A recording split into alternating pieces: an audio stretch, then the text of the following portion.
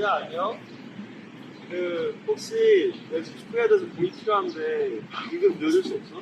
아, 이거 내가 사야 되는데. 그리고 하나하나 이거 비어지기 좀 그런데. 아, 원지야, 너 바보야? 내가 어제 유튜브에서 봤는데, 공을 꼭 사는 법이 있대. 내가 지금부터 딱 보여줄게. 진짜? 나만 믿어. 자, 그렇다면 어떻게 구 한 개를 이용해서 구 두 개를 만들 수 있는 것일까요? 그 정답은 바나흐 타르스키 역설에 있습니다.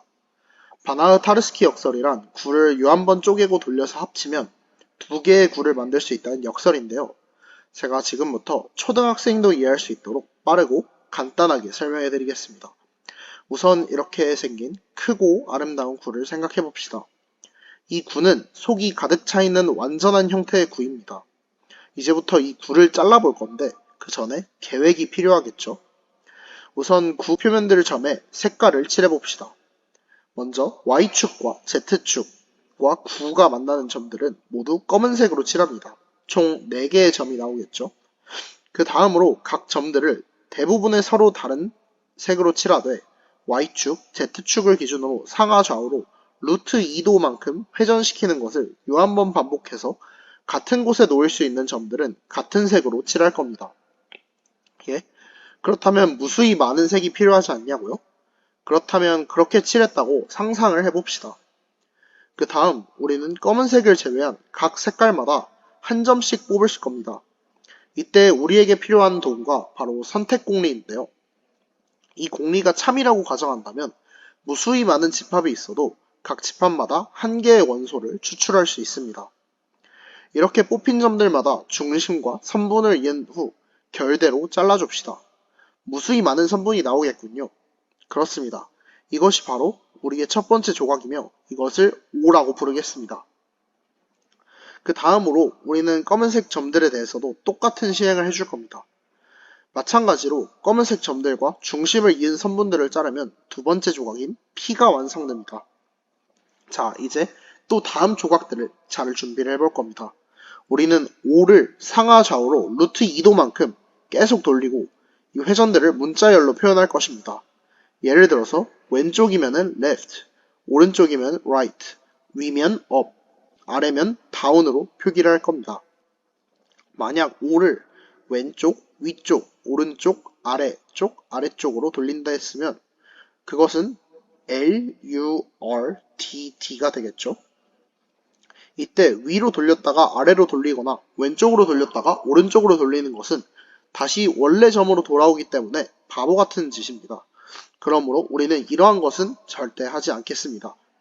그 다음으로 생각해 볼 만한 문제는 이제 어떻게 회전을 하든 점이 같을 수는 없느냐라는 문제인데 이것은 루트 2가 무리수이기 때문에 이 무리수 도만큼 돌리면 같은 점이 될 수 없다는 것을 이미 수학자들이 증명을 해놨다고 합니다. 이제 각 회전의 결과물들을 분석해 봅시다. 각 점이 같은 색이 조건이 훼손해서 같아질 수 있는가 였으므로 각 O의 회전들은 아무리 회전시켜도 각 점의 색깔이 변하지 않음을 알고 있습니다. 또한 O에는 검은색을 제외하면 우리가 모든 색이 있었으므로 O와 P와 모든 O의 회전들을 합치게 되면 우리가 처음 봤던 구가 생김을 알 수 있습니다. 자, 이제 모든 준비가 끝났습니다. 우리는 O와 P를 제외한 남은 부분들을 모든 O의 회전들 뿐이라는 사실을 알고 있습니다. 이제 O의 회전들을 분류해 봅시다. O의 회전은 위에서 우리는 문자열로 표현했습니다. O의 모든 회전은 L로 끝나거나 R로 끝나거나 U로 끝나거나 D로 끝날 것입니다. 이제 각각 R, U, R, L로 시작하는 회전을 각각 BL, BR, BU, BD라고 하겠습니다. 그럼 이제 구는 6개의 부분 O와 P 그리고 BL, BR, BU, BD로 표현이 된 거겠죠. 우리는 이 6개의 조각을 이용해서 2개의 구를 만들 것입니다. 우선 3개의 조각 P와 BR, BL을 이용해서 구를 만들어 봅시다. BL을 오른쪽으로 돌리는 시행인 R을 취해줍시다. 그러면 우리는 L을 시행하기 전 상태와 동일한 회전임을 알 수 있습니다.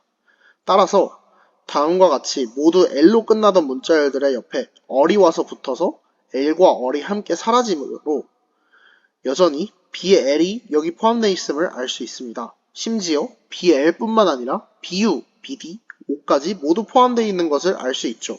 이렇게 말이죠. BL을 단순히 오른쪽으로 한번 돌렸을 뿐인데 무려 4조각이나 만들어진 것입니다. 어떻게 이런 게 가능할까요? 바로 BL의 크기가 무한하기 때문입니다. 유한에서 불가능한 일들도 무한에서는 굉장히 자연스러운 일이 되기도 합니다. 우리는 이제 남은 조각들 BR과 P를 합치면 온전한 하나의 구가 만들어지게 됩니다. 이제 나머지 하나의 구를 만들어 봅시다. 우리에게 남은 조각은 BU, BD, 그리고 O가 있겠죠?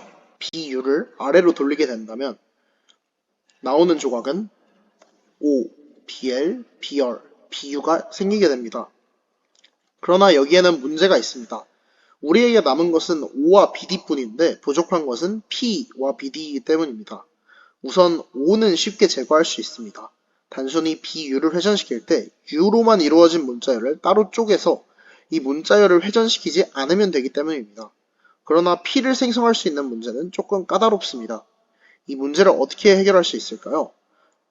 정답은 카운터블에 있습니다. 셀 수 있는 집합이란 모든 원소들을 차례로 나열할 수 있다는 뜻입니다. 대표적으로는 자연수 집합이 있어요. 반대로 uncountable, 즉 셀 수 없는 집합은 countable, 셀 수 있는 집합보다 훨씬 크며 countable한 집합은 uncountable한 집합과 대응이 될 수 없습니다. 이제 집합 P를 봅시다. P는 굉장히 자명하게 countable이 됨을 알 수 있습니다. 그러나 우리가 생각하는 축과 각도는 uncountable합니다. 즉 축과 각도는 P의 원소수보다 훨씬 많아서 P를 아무리 회전시켜도 각각에서 서로 겹치지 않게 하는 축과 각도가 존재함을 알 수 있습니다. 그러므로 이 축과 각도에 대해서 P를 양방향으로 유한번 회전시켜서 나올 수 있는 P의 원소가 아닌 모든 점들을 Q라고 둔다면 Q를 한 번 회전시켰을 때 Q와 P가 동시에 나옴을 알 수 있습니다.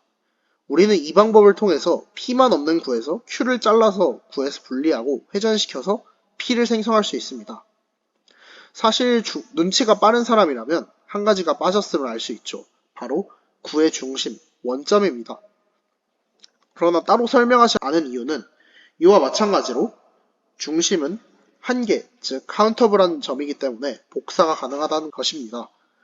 따라서 우리는 구 한 개를 약 20조각 내어서 이를 적절히 회전시켜서 2개의 구를 만들었습니다. 보게 된다면 이렇게 하나의 구를 만들 수 있고 나머지 3개를 이용해서 또 다른 구를 만들 수 있죠. 이상하다. 왜 안 붙여지지? 그러면 왜안 돼? 잠시만 기다려봐. 나 뭐 무거운 게 있는 것 같거든? 이거 기다려? 야야 어디가? 내고. 그렇다면 왜 현실에서는 구를 복사하는 것이 불가능할까요?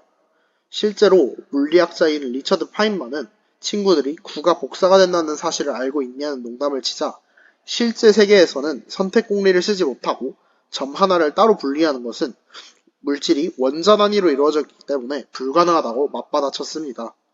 애초에 수학이라는 세상에서나 가능한 얘기이죠. 그렇다면 이 역설은 무슨 의미가 있는 걸까요? 우리는 왜 이렇게 머리 아프게 구를 복사하고 있었을까요? 우리는 이것을 통해서 임의의 무한집합에 부피라는 개념을 줄 수 없음을 알 수 있습니다. 임의의 무한집합에 부피를 줄 수 있다면 앞서 말했던 구의 부피가 6등분됐다가 다시 합쳐지는 그런 모순이 등장하게 되죠.